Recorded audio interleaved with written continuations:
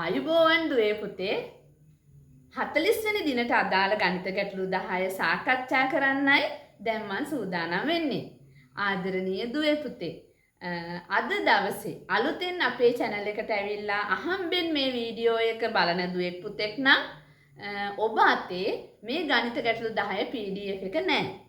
ඉතින් දුවේ පුතේ ඔබටත් අපිට මේ ගණිත ගැටලු 10 දිනපතා ලබා දෙන්න පුළුවන් 0.77යි 222යි 36යි 98 කියන WhatsApp අංකයට yes කියලා මැසේජ් එකක් එවන්න. එතකොට ඔබවත් අපි අපේ කණ්ඩායමකට සම්බන්ධ කරගෙන දිනපතා මේ ගණිත ගැටලු ලැබෙන්න සලස්වන්න පුළුවන් දුවේ පුතේ. ඒ වගේම මේ වෙනකොට අපි ගණිත ගැටලු 10 බැගින් ඒක ගණිත ගැටලු 20 ඒවා 20ක් කරලා තියෙන අතර ගණිත ගැටලු 10 ඒවත් 20ක් දැන් අපි කරලා තියෙනවා. ඒ වීඩියෝ 40ම ඔබට නරඹන්න පුළුවන් දුවේ පුතේ. වීඩියෝ 40ටම අදාළ ගණිත ගැටලු ටික PDF ටික ලබා ගන්නත් ඔබට පුළුවන්. ඉතින් දුවේ පුතේ අපට මැසේජ් එකක් දාන්න. අද දවසට નિયમિત ගණිත ගැටලු ටික අපි සාකච්ඡා කරමු.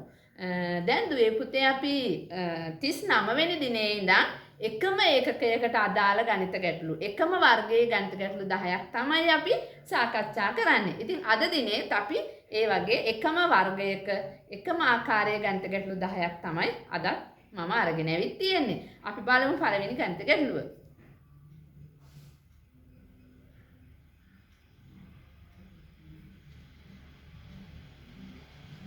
ගෙම්බෙක් අඩි 28ක් උඩ ලිඳකින් ගොඩට ඒමට එහි බිත්තිය දිගේ ඉහළට පනියි.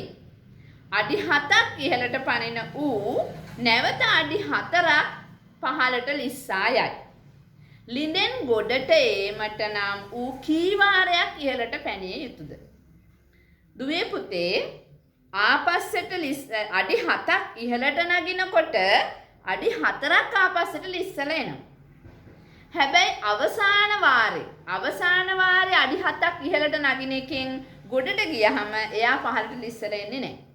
ඒ හින්දා අපි මේ ගණන් හදනකොට අන්තිම වාරය ගැන සැලකිලිමත් වෙන්න ඕනේ. අන්තිම වාරේ සම්පූර්ණ එකම මෙතනට සම්බන්ධ කරගන්න පුළුවන්. මොකද ගෙම්බා අඩි 7ක් දුවේ පුතේ උඩට නගිනකොට අඩි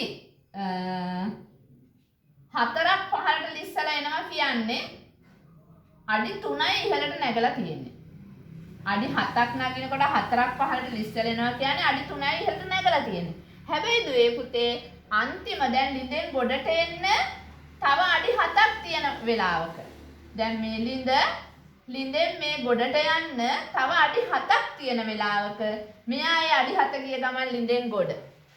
එතකොට ආයේ ආපස්සට එන එක ගණන් කරන්නේ නැහැ. අන්න ඒක ගැන කල්පනාවෙන් තමයි අපි මේ ගණන් හදන්න ඕනේ. එහෙනම් දුවේ පුතේ අන්තිම අඩි 7 අපි ඉතුරු කරලා ගණන් බලමු.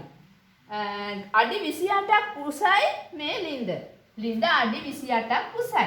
ඔය 28න් අන්තිමට පයින් අඩි 7 අපි අඩු කරමු. අඩි 21ක් එනවා.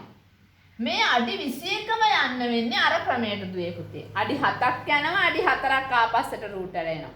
එතකොට අඩි 7ක් යන සෑම වාරයකම අඩි 3යි දුවේ පුතේ උඩට ගිහින් තියෙන්නේ. මොකද 7න් 4ක් ආපස්සට ලිස්සනකොට අඩි 4ක් පහළට ලිස්සලා එනකොට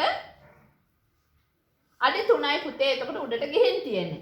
එතකොට මේ 21ම මෙතනට දැන් මේ ලිඳේ මෙතනට 28ක් තියෙනකොට අන්තිම අඩි 7 අපි අඩු කරාම අඩි 21යි. මෙන්න මේ 21ම යවෙන්නේ 3. මොකද 7ක් යනවා 4ක් ලිස්සලා එනවා. 7ක් යනවා 4ක් ලිස්සලා එනවා. එතකොට 3 බැගින් 21ක් යන්න කී වාරයක් පනින්න ඕනේද? 21 අපි 3ෙන් බෙදලා බලමු පුතේ. 3 වරක් 7 21යි. 7 වෙනි වාරේ 7 වෙනි පාර පැන්නහම තමයි අඩි 21ක් ලිඳේ උඩට යන්නේ.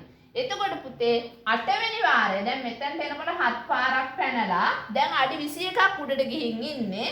3ේව 7ක් 21යිනේ. අඩි 21ක් උඩට ගිහින් තියෙන්නේ. 8 වෙනි වාරයේ පැනපු ගමන් අඩි 7ක් උඩට යනවා. දැන් අඩි 27ක් ගිහිල්ලා 7 වෙනි වාරේ 8 වෙනි වාරයේ පැනපු ගමන් පුතේ මේ 27ට මේ 7 එකතු වෙච්ච ගමන් 28යි. එතකොට ලිඳෙන් ගොඩ. එහෙනම් වාර 8කින් මෙයාට පුළුවන් ළිඳෙන් ගොඩට යන්න. හිතලා බලන්න දුවේ පුතේ, කල්පනා කරලා බලන්න මං කියපු විදියට.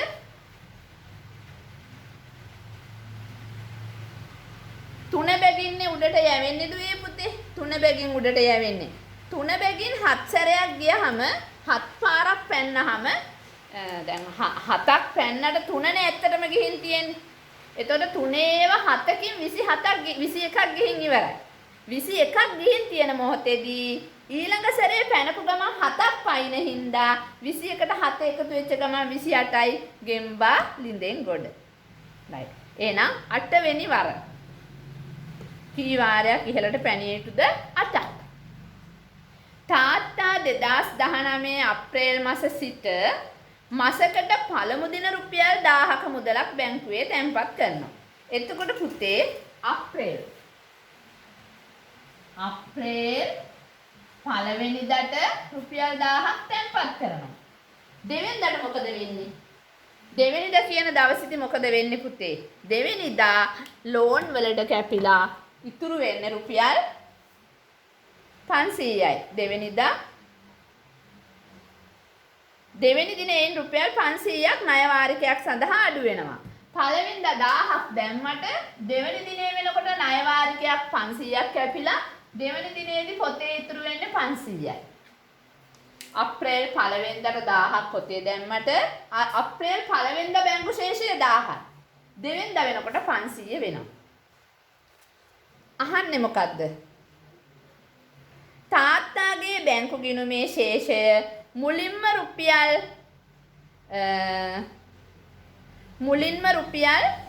10000ක් වන්නේ කුමන මාසයේද කියලානේ අහන්නේ පුතේ.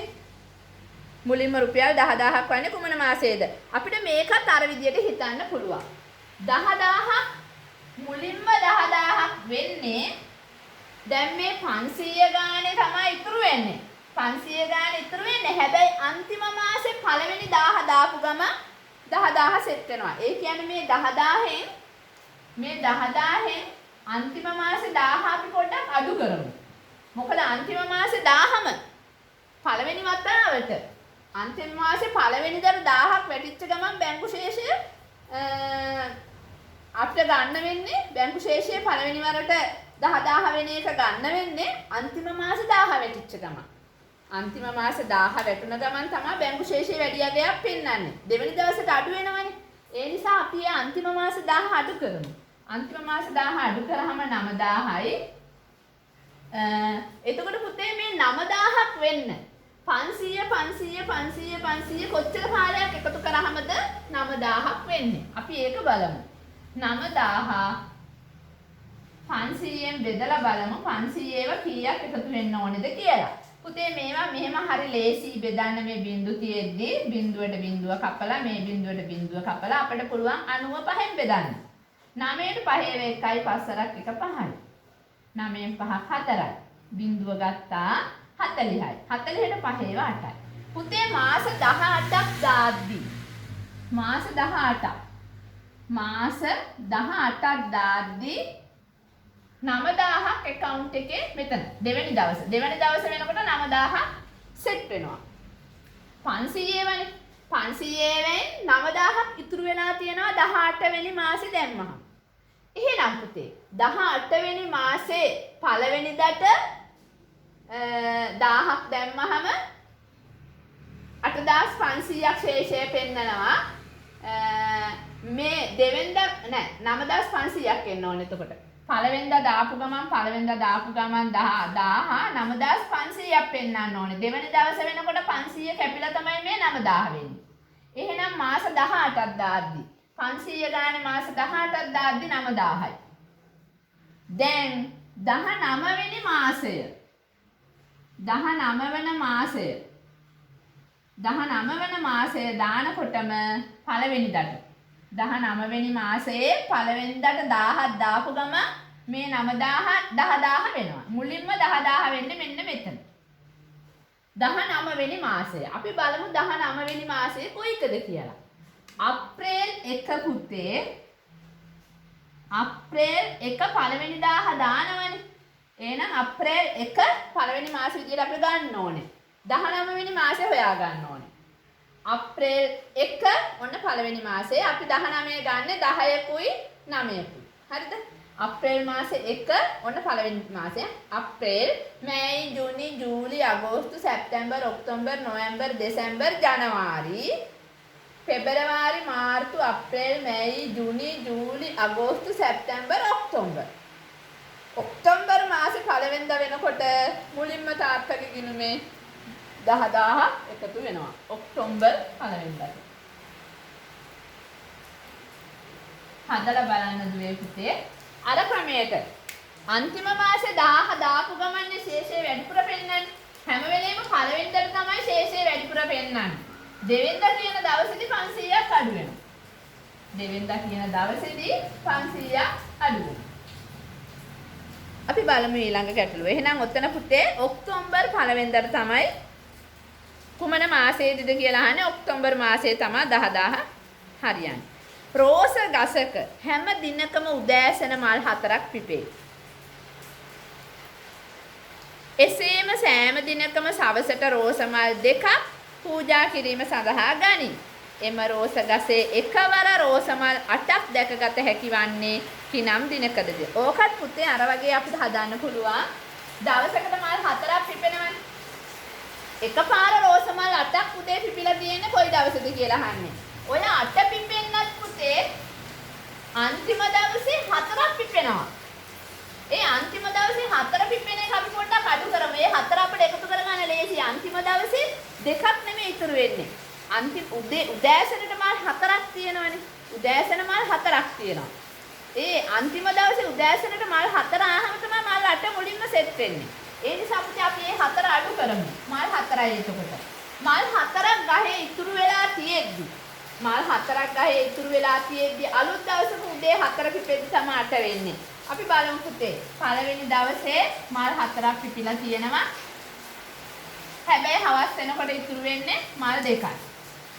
ඔන්න දෙවෙනි දවසේ මේ ඉතුරු මල් දෙකට තව අලුතෙන් 4ක් පිපෙනවා උදේට. දැන් මල් 6යි. හැබැයි හවස් වෙනකොට ඒකෙන් දෙකක් අඩු වෙන නිසා ඉතුරු වෙන්නේ 4යි. දැන් ඔන්න 4ක් ඉතුරු තියෙනවා දෙවෙනි දවසේ හවස. දෙවෙනි දවසේ හවස 4ක් ඉතුරු තියෙද්දී තුන්වෙනි දවසේ උදේ මේ ඉතුරු 4 ගහේ තියෙද්දී තුන්වෙනි දවසේ උදේ තව මල් 4ක් පිපෙනවා. ඔන්න මල් 8යි. ඉස්සෙල්ලාම මල් 8ක් දකින්න තියෙන්නේ අපිට තුන්වෙනි දවසේ උදේ. තුන්වෙනි දවසේ. කිනම් දිනකදීද? තුන්වන දිනයේ.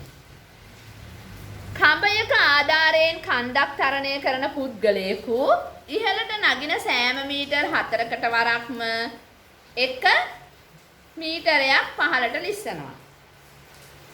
කඹයකින් අපි කන්දක් නගිනකොට හැම මීටර් 4ක් නගිනකොටම 1 මීටරයක් පහළට ලිස්සනවා. කන්දේ උස මීටර් 52යි. මේකත් පුතේ අර විදියටමයි හිතන්නේ. මේ කන්ද උස මීටර් 52යි. එතකොට පුතේ මෙතන අපි 4ක් නගිනවා. එක සැරයකට මීටර් 4ක් නගිනවා. හැබැයි නැංගට මීටරයක් ආපස්සට ලිස්සනවා. එතකොට සැබවින්ම මීටර් 3යි නැග වෙන්නේ. හැබැයි පුතේ මෙතන අන්තිම සැරේ අපි හිතන්න ඕනේ. අන්තිම සැරේ 4ක් නැගපු ගමන් ගොඩ. ආයෙ ලිස්සලා එන්න කාලයක් නැහැ. අන්තිම සැරේ 4ෙන් ගොඩ. ඒ හින්දා අන්තිම සැරේ 4 අපි ඉතුරු කරගන්න ඕනේ. 52න් අපි 4 අඩු කරගන්න ඕනේ. 12න් 4ක් 8යි. දැන් මෙතන 4යිනේ 48යි. මෙන්න මෙතනට එනකොට 48යි. 49 50 51 52. ඊළඟ 4ෙන් අපිට ගොඩට යන්න පුළුවන්. ඒ නිසා අපි බලන්න ඕනේ මෙතනට එන්න කී සැරයක් යනවද කියලා. 48ක් එන්න කී සැරයක් යනවද කියලා. එතකොට දුවේ පුතේ එක සැරයකට එක නැගීමකදී 3යි යවෙන්නේ. මීටර් 3යි යවෙන්නේ. එහෙනම් 3ේම කීයක් ඕනද 48 වෙන්න? 48ක් නගින්න 3 ගානේ කීයක් යනවද? 16 පාරක්. 16 වතාවක්. මෙන්න මෙතනට එනකොට 16 වතාවක් කඹෙන් 4 ගානේ නැගලා. 4 ඒවා 16ක් ඇවිල්ලා මෙතනට. 4ේව 16ක් ආහම තමයි 3ේව 16ක් 48ක් අපි නැගලා තියෙන්නේ. දැන් පුතේ 16 වෙනි වරේදී 48ක් නැගලා ඉන්නේ. දැන් 17 වෙනි වාරය 17 වෙනි වාරය නැගපු ගමන් මෙයා ගොඩ. මොකද 48 ඉද්දි ලණුවේ ඉහළට නගිනවා 4 49 50 51 52 ගොඩ. ආපහු ඉස්සලා එන්න කලින් ගොඩ. එතකොට පුතේ 17 වෙනි වාරයේදී 17 වෙනි වාරයේදී 17 වාරයක් අම්මා ජනවාරි මාස සිට සෑම මාසකම වැටුප් ලබා ගන්නා දිනට මාගේ වියදම සඳහා රුපියල් 1000ක් ලබා දෙයි. එයින් මාසය තුල මාහට වියදම් වන්නේ රුපියල් 800ක මුදලකි. මාසතු මුදල් ප්‍රමාණය මුලින්ම රුපියල් 3000ක් වන්නේ කිනම් මාසයකදීද? මුලින්ම 3000ක් වන්නේ කිනම් මාසයකද? මුලින්ම 3000 වෙන්නේ පුතේ අම්මා අන්තිම මාස 1000 දීපු ගමන්. මගේ වියදම් ටික කරන්න කලින් 800ක් මගේ වියදම් ටික කරන්න කලින් අම්මා 1000ක් දීපු ගමන් තමයි 3000 වෙන්නේ. එහෙනම් පුතේ අන්තිම 1000 පිටුරු කරගන්න ඕනේ. අනිත් ටික තමයි අනිත් ටිකට කොච්චර මාස ගාණක් යනවද කියලා තමයි බලන්න ඕනේ. රුපියල් 3000ක් වෙන්නේ. දැන් අන්තිම මාස දැන් රුපියල් 3000ක් වෙන්නේ කීවෙනි මාස දැම්මහමද කියලානේ කියන්නේ. අන්තිම මාසේ 1000 දාපු ගමන් 3000 වෙනවනේ. ඒ හින්දා අපි ඒ 1000 අඩු කරමු 2000යි. මෙන්න මේ 2000ම එකතු වෙන්නේ රුපියල් 200 ගන්න. මොකද හැම මාසෙකම 1000ක් දැම්මට 800ක් වියදම් වෙනවා. එතකොට හැම මාසෙකම පොතේ ඉතුරු වෙන්නේ 200යි. 200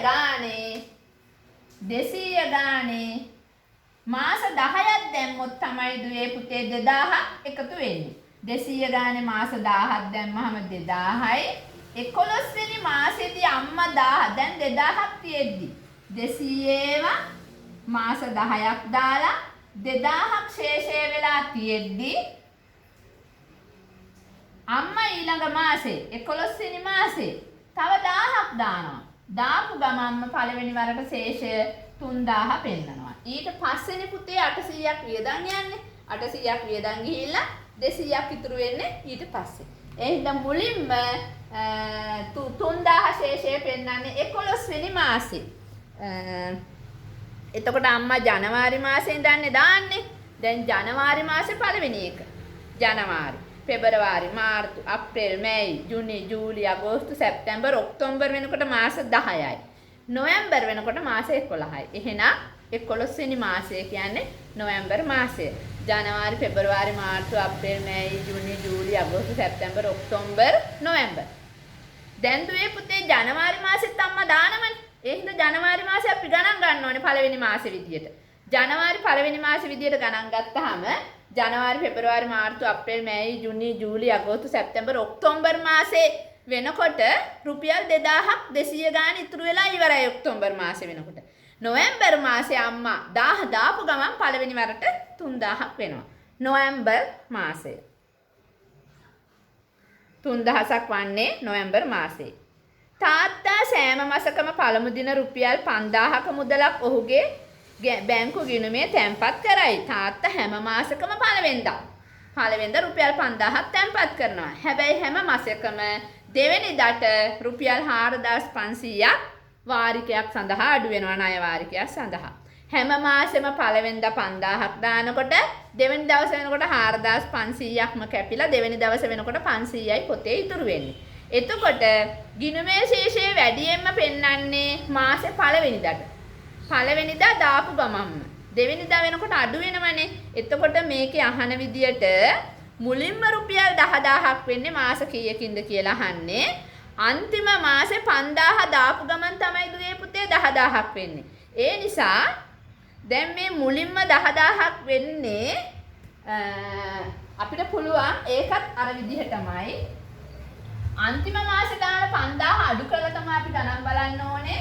අන්තිම මාසේ 5000 දාපු ගමන් 10000ක් වෙනවනේ. ඔන්න 10000. අන්තිම මාසේ දාන 5000 අපි පොඩ්ඩක් ඉතුරු කරගමු.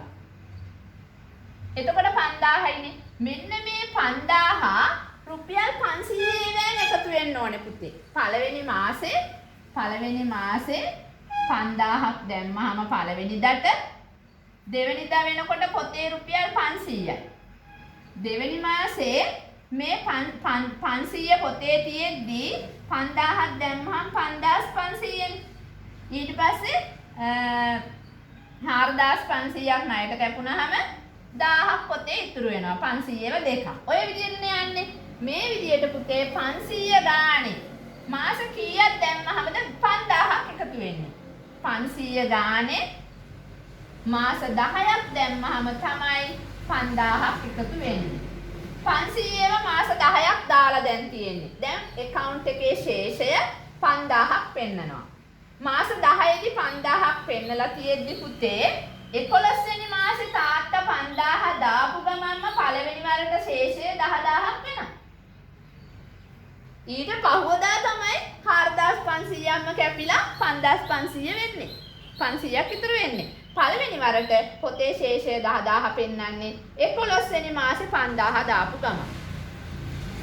ඔන්න පුංචි අවබෝධය තියනවාද කියලායි මේ ප්‍රශ්න වලින් බලන්නේ දුවේ පුතේ. 500ව 10ක් එකතු වෙලා තියෙද්දි පොතේ 5000 දැන් වෙලා තියෙනවා මාස 10කදී. 11 වෙනි මාසේ 5000 දාපු ගමන් තමයි පුතේ 5000ට 5000 ආපු ගමන් 10000 ශේෂය පළවෙනි වරට පෙන්නන්නේ. හැබැයි දෙවෙනි දවසේ වෙනකොට ඔය 10000න් 4500ක් ණය කැපිලා 5500යි ඉතුරු වෙන්නේ. හරි. එහෙනම් දුවේ පුතේ අපි බලමු ඊළඟ ගාන. එහෙනම් මෙතන උත්තරේ 11 වෙනි මාසයේ. 11 වෙනි මාසයේ දහන්නේ. රුපියල් දසදහසක් වන්නේ මාස කීයකින්ද? මාස 11කින්. මාස 11කින්. අයියා වරකට ජලය ලීටර් 4 බැගින් දමමින් ලීටර් 26ක ධාරිතාවයක් ඇති භාජනයක් පුරවයි. මේ භාජනයේ ධාරිතාවය ලීටර් 26යි.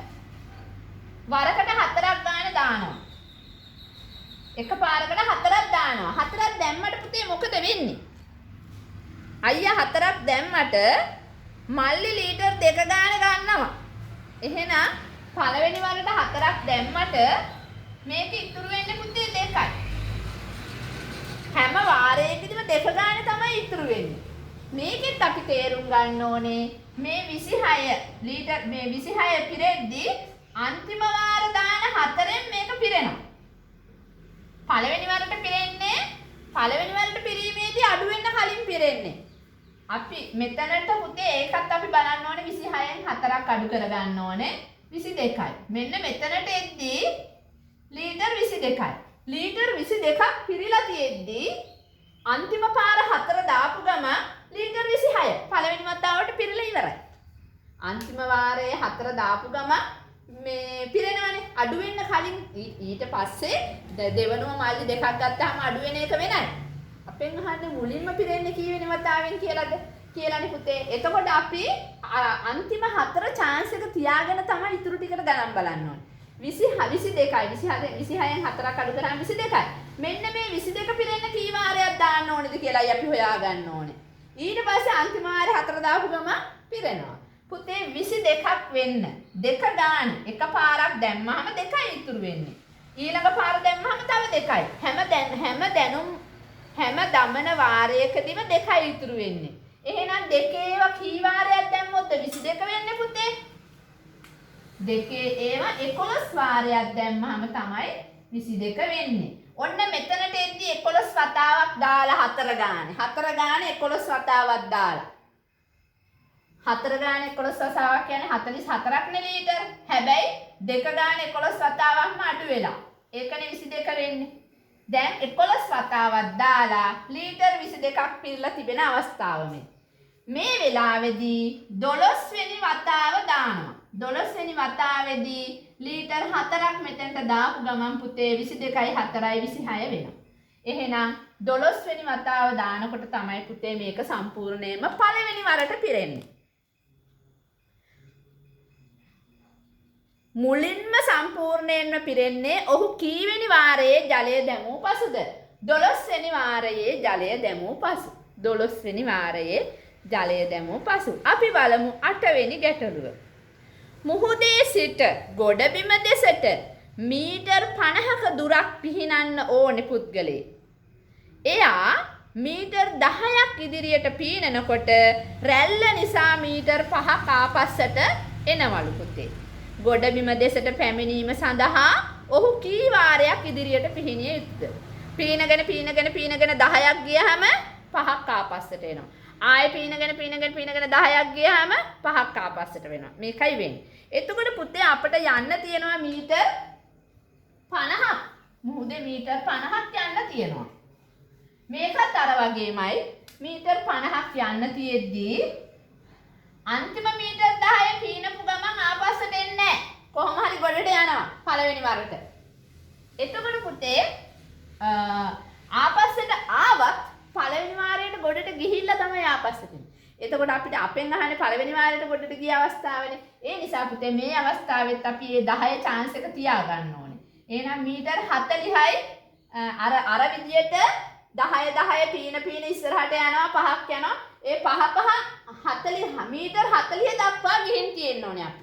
මීටර් 40ක් දක්වා ගියාට පස්සේ අන්තිම මීටර් 10 යද්දි එයා ගොඩබිමේ. ඒ නිසා පුතේ මේ මීටර් 40 යන්න කොච්චර වාරයක් පීනන්න ඕනද කියලායි අපි බලන්න ඕනේ. හැම මීටර් 10කටම 5යි යවෙන්නේ. ඊළඟ මීටර් 10ටත් 5යි යවෙන්නේ. ඔය වගේ 5 කී සැරයක් එකතු වෙන්න ඕනේද? මේ 40 යන්න 5 ගානේ 8 සැරයක්. 5 සැරක් 8 40 8 සැරයක් පීනන්න ඕනේ. 10ක් පීනනවා 5ක් පස්සට එනවා. ඒ වගේ 8 සැරයක්. එතකොට අපි 5යි ඉස්සරහට යවෙන්නේ. හැම පිහිනුම් වාරයකම ඉස්සරහට යවෙන්නේ 5යි. 5ේව 8ක් ගියාම තමයි පුතේ 40ක් වෙන්නේ. දැන් 40ක් ගිහින් තියෙනවා 8ේදී. 8 වාරයක් පීනද්දි මීටර් 40ක් ගිහිල්ලා. 9 වෙනි වාරයේ පීනද්දි 10 පාරක් එක හුස්මට පීනනවනේ. එයා ගොඩබිම. එහෙනම් පුතේ 9 වෙනි වාරයේ තමයි යා ගොඩබිමට යන්නේ. 9 වෙනි වාර 9ක් පිහිනුව ගමන් එයා ගොඩබිමේ. වාර 9ක්. අහන්නේ මොකද්ද? කී වාරයක් ඉදිරියට පිහිනන්න ඕනේද? 9 වාරයක්. 9 වෙනි ගැටලුව. ටැංකියක ධාරිතාව ලීටර් 10යි. ටැංකියක ධාරිතාවය ලීටර් 10යි. ධාරිතාවය කියන්නේ ටැංකියට අල්ලන ප්‍රමාණය. ලීටර් 10යි. මොකද්ද කියන්නේ? සුනිල් වරකට ලීටර් 4ක් බැගින් දමමින් එම ටැංකියට ජලය පුරවයි. 4ක් දානවා. ඒ සෑම වාරයකටම පස්සේ මල්ලි 2 ගානේ ගන්නවා. ඉස්සලා අයියා කරපු දෙයමයි නේද? 4ක් දානකොට මල්ලි 2ක් ගන්නවා. මුලින්ම ටැංකිය පිරෙන්නේ. මුලින්ම ටැංකිය ජලයෙන් පිරෙන්නේ සුනිල් කීවරක් ජලය දැම්මහමද කියලා අහනවා. ධාරිතාවය 10යිනේ පුතේ. 4ක් දැම්මහම ඉතුරු වෙන්නේ 2යි. එහෙනම් පුතේ මෙතනත් අපි තියාගන්න ඕනේ අන්තිම පාර 4 දාපු ගමන්. පිරෙනවා කියන කල්පනාවේ අපි ඉන්න ඕනේ. එහෙනම් 10න් 4ක් අඩු කරාම 6යි. ලීටර් 6ක් පිරෙන්න කොච්චර යනවද කියලා ඉස්සෙල්ලම බලාගත්තා නම් හරි. පුතේ ලීටර් 2යිනේ එක පිරවීමකදී. ලීටර් 2යි. දෙවෙනි පිරවීමේදී ලීටර් 4යි ඉතුරු වෙන්නේ. තුන්වෙනි පිරවීම වෙනකොට ලීටර් 6යි. මෙන්න මෙතනට පිරීලා තියෙන්නේ තුන්වෙනි පාර දානකොට. තුන්වෙනි ලීටර් 4ේව 3ක් දානකොට දෙක බැගින් 3ක් 6ක් පිරීලා ඉවරයි. තුන්වෙනි පාර දැම්මම ඔන්න 6යි. හතරවෙනි පාර දානකොට 4ක් දාපු ගමන් පළවෙනි වරට මේක පිරෙනවා. එහෙනම් හතරවෙනි වතාව. සුනිල් කී වාරයක් ජලය දැමුව පසුද? 4 වාරයක්. මීටර් 200ක් දුර මුහුදේ පිහිනීම් තරඟයකට ප්‍රවීණ සහභාගී වී සිටි. විනාඩියකට මීටර් 10ක් දුර පීනන ඔහු. රැල්ල නිසා මීටර් 5ක් ආපස්සට පැමිණේ. සම්පූර්ණ දුර පිහිනීමට ඔහුට ගතවන කාලය. පුතේ විනාඩි 1කට මීටර් 10ක් එයා යනවා.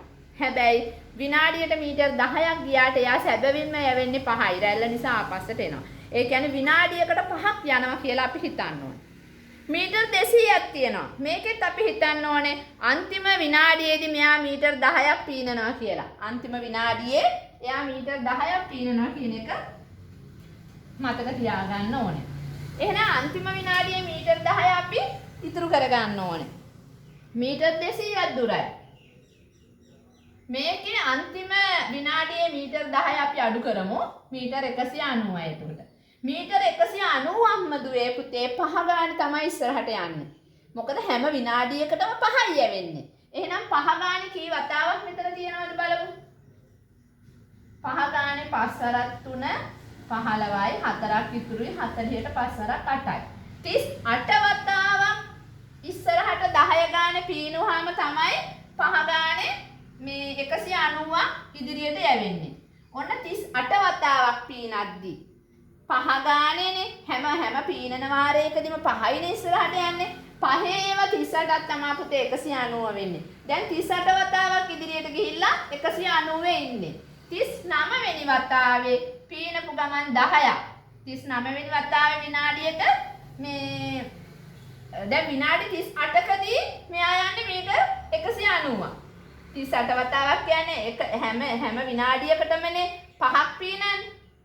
එතකොට හැම විනාඩි 38කදී විනාඩි 38ේදී 190ක් පීනනවා. 39 වෙනි විනාඩියේදී මෙයා 10ක් පීනනවා. එතකොට ඔන්න කොට බිම. එහෙනම් පුතේ 39 වෙනි විනාඩියේදී මේ අහන්නේ ප්‍රශ්නේ මොකද්ද? සම්පූර්ණ දුර පීනීමට ඔහුට ගත වෙන කාලය. පළවෙනි විනාඩි 38ේදී පහ ගානේ 38ක් මෙයා යනවා මේ මීටර් 190ක්. එක විනාඩියකට පහ බැගින් 38 වාරයක්. පහේව 38ක් 190ක් යනවා. එහෙනම් විනාඩි 38ට 190ක් යනවා. 39 වෙනි වතාවේ 10ක් පීරනවා. 39 වෙනි විනාඩියේදී මීටර් 10ක් පීනුවාම එයා ගොඩ. එතකොට පුතේ 190ක් ගිහිල්ලා තියෙන අවස්ථාවේ ඊළඟ විනාඩියේ පීනන 10 නිසා එයා ගොඩ පළවෙනි වතාවට ගොඩ බිමට එනවා. එහෙනම් පුතේ 39 වෙනි විනාඩියේ විනාඩි 39යි. ඔන්න දුවේ පුතේ අපි 40 වෙනි දිනට අදාළ ගණිත ගැටලු 10ම සාකච්ඡා කරලා අවසానයි. නැවතත් වීඩියෝ එක නරඹලා හරි මේක තේරුම් ගන්න උත්සාහ කරන්න දුවේ පුතේ. එහෙනම් අපේ channel එක subscribe කරන්නත් අමතක කරන්න එපා. අලුතෙන් අපේ channel එකට ආපු දුවලා පුතාලා. එහෙනම් දුවේ පුතේ හැමෝටම සුබ දවසක් ජය වේවා කියලා ප්‍රාර්ථනා කරනවා. ආයුබෝවන්.